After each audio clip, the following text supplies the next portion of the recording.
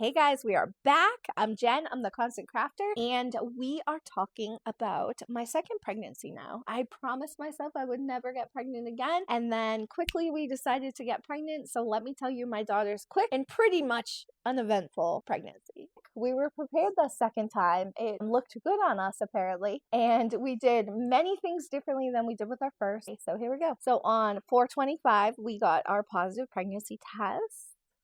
This is the first thing I did. I went with a great, well-renowned hospital, a hospital I trusted. They helped my best friend. Oh, my other cousin too. So I said, I'm going straight to this hospital. They have like little doctor's offices where you can go and do all your appointments that were like local, but like you give birth at this hospital with these awesome doctors, nurses, everything. Also, if I needed a NICU, which I was worried in that first pregnancy that he was going to come out and need a NICU. If anything happened to me, if I hemorrhaged again, I was in Boston with the best hospitals. I would get the care that I needed. 5/24, the end of May, we went in for our first ultrasound. And everybody knows you get so excited for that first ultrasound. The lady pulls out the belly ultrasound. And I'm like, I don't think you're going to be able to see anything. Sure enough, she goes, oh, I can't really see anything on this machine, but you're going to have to come back next week and we'll do a vaginal ultrasound. You just totally wasted my time and my appointment. So that put a bad taste in my mouth. I was like, you should know better, because when I went into my other hospital, which wasn't as good, but they did the vaginal ultrasound right away and we were able to see everything so early on. Just a little round thing in a sack, but it's like so cute, and that's what the parents look forward to. So I was so mad. I came home fuming. I was just like, I should have advocated for myself. Is there any way we could just do this right now? Like, I'm here and I really wanted to see it, and I think this is meh. I'm mad. Meh. My favorite thing about being pregnant with the second baby is all the cute things that your little one at home says. He would be like, I'm gonna rub the baby's back, and he'd like rub my belly. Oh my gosh, it was so cute. And he'd be like, I can't wait to meet you, and he'd kiss my belly. Oh my goodness. On June 5th, I went for my OB appointment, and they said that the baby was measuring ahead. Not again! I had already been Googling. I had polyhydramnios with my first baby. Am I going to have polyhydramnios with my second? But there was no reason to freak out, because they were not telling me my baby's going to be 10 pounds yet. Two completely different pregnancies. So I was just like, okay, I'm not that far ahead yet. Just calm down. Week 12, we went back for our ultrasound and it came back abnormal. So she hit one of the markers for Down syndrome, and they said it's a thickening behind the spinal cord. And they said it might be nothing, but we usually don't see this marker on a person that's in your age group. So we had to send out for the genetic testing, and that ended up coming back 7 days later, and that was normal. And then I got the email with the gender on it. So I forwarded that to my best friend, and she set up the balloon popping. Pop it! Ready, set, Poke it. push. Poke it. Oh, It's great. a girl! It's pink. It's a girl! It was so fun. And this time, my husband and I didn't know. So that was really fun. The adrenaline that you get the minute before you pop the balloon, it's like, I don't want to know, I don't want to know, I don't want to know. Yes, I want to know. You know, it's just like so wild. I loved it. And they also said my due date was January 2nd. But with my first pregnancy, I went at 37 weeks. They didn't think I was actually going to make the full term. I started listening to pregnancy and labor and delivery podcasts. I really, really loved The Birth Hour. I loved Birthful. Those were the two that I absolutely loved. This is something different that I didn't do in my last pregnancy. My best friend said, I went down the rabbit hole and I was watching births on YouTube and Instagram, and I said, should I be doing that? And so I did, and it did help. I'm a little scary at times to watch the entire thing, but it's fascinating. And it's fascinating to know that you're going to be on the other end of it. And you just got to push this little person out. So you have to check the descriptions of the birth podcast and make sure that you're mentally okay to handle them. I listened to a couple of C-sections because I wanted to be prepared in case that happened, but I focused on the unmedicated birth. Some of them didn't relate to me. Like if somebody said they had preeclampsia, like I would skip that one for now because I didn't have preeclampsia. And I still remember this one woman, and she cried when she was in labor and she just cried, and she was just like, I knew I could do this. And they kept saying like, do you want an epidural? She was like, no. She's like, I know I can do this. Hearing her like let out this like guttural yell. She had this baby and she was like, I was just so proud of myself. It was a win. Every time I was listening to these podcasts and they would give birth, I would just be like, yes, you did it. And so it inspired me to have that story. Birth podcast also gave me like lots of questions to ask as I got closer to the end. Things that you can say to the nurses and doctors to make yourself feel more comfortable. They're there for you. They're there for your baby. There was a lot of things I learned on those podcasts I didn't know the first time around, and it prepared me. It prepared me and it empowered me. That is my huge piece of advice. Week 14, I had spotting 2 days in a row. My son came down with a horrible fever. No other symptoms though. He was just tired. So when his fever didn't come down for like the entire weekend, the pediatrician said, you should probably take him to the emergency room. They're like, we're going to get a urine sample. And I was like, he's in a diaper. Like, how do you do it? And they made him pee in a bucket. My son talked about that story until he was like 7 years old. They made me pee in a bucket.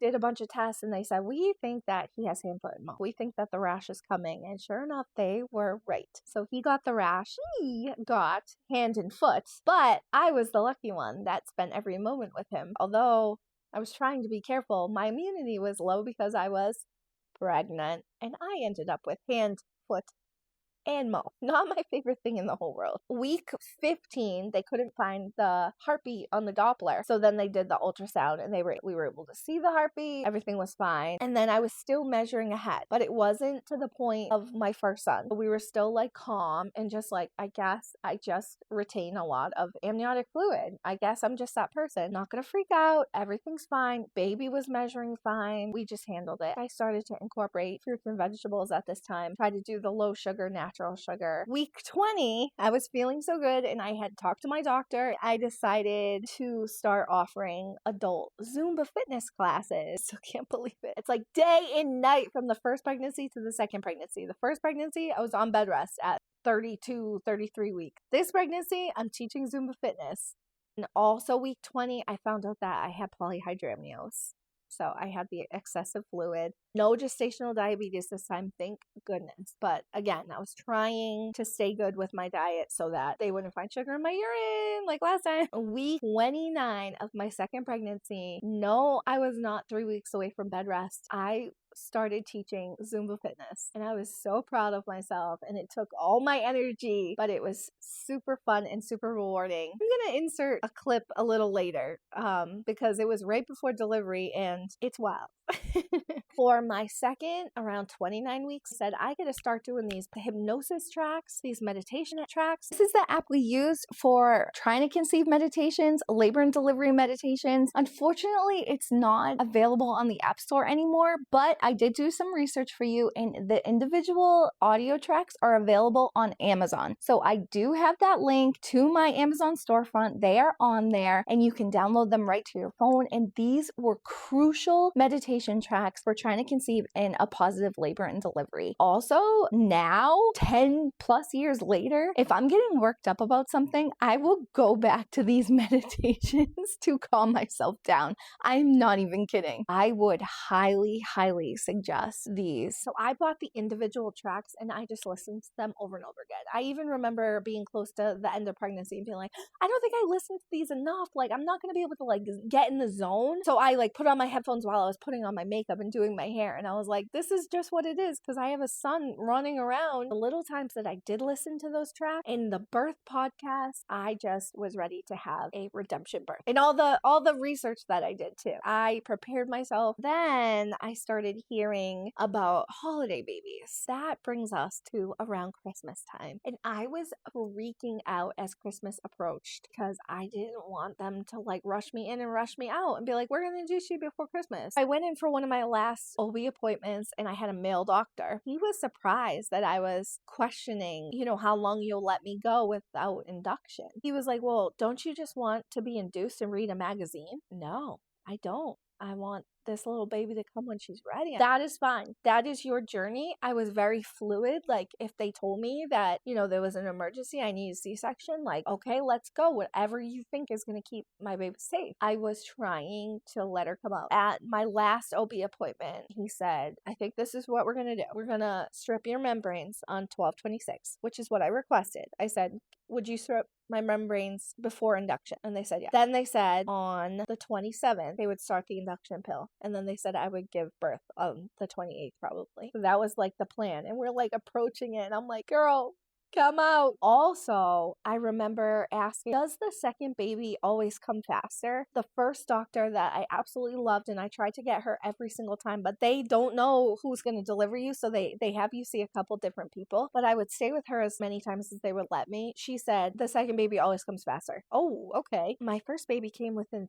3 hours. And she said, okay, well, the second baby's going to come faster. Oh, okay. So then when I got this male doctor at the end, he was my last appointment. I said, so my first baby came within 3 hours. And he said, 3 hours is going to be hard to beat. You might be the percentage of moms that are on the other end. That might have just been, all the complications and everything. Yeah, so my daughter ended up coming 2 hours and 45 minutes from water breaking to the end. But I'm going to get to that story. Left my appointment, I went home, and I continued to squat, and I continued to do my Zumba class. I didn't know when I was going to deliver, but it turns out an exact week before I delivered my daughter, I was in the studio and didn't plan any dancers to be with me that week because I didn't think I would make it through class, but I ended up doing my Zumba class alone in the studio, and here's the video.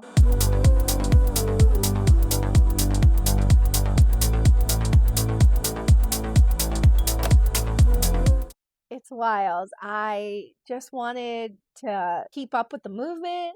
I wanted to say that I did it, and I wanted to show myself that, like, my first pregnancy was what it was. I didn't study. I didn't live for pregnancy, labor, and delivery, as in, like, with research and just, like, it being what I thought about morning, noon, and night, besides, like, Mickey Mouse Clubhouse and Daniel Tiger's Neighborhood, because I had a son at home, too. This time, I studied, I lived for it, I consumed everything I could. I did that Zumba class. I was very proud of myself. So now we were approaching Christmas break, and Christmas break starts a couple days before Christmas. It got to a point where I had a panic moment, and I was like, oh my gosh, I have a 3-year-old for Christmas this year. That is super fun. I don't want to miss a moment. I do not want to miss this Christmas, even though, like, yes, we can absolutely, open presents after. We can absolutely have dessert after. But I just, like, there's something so cute about Christmas, especially with a 3-year-old, and he's only going to be 3 once. I remember, like, sitting in my bed. I was in the butterfly position, and I remember just being like,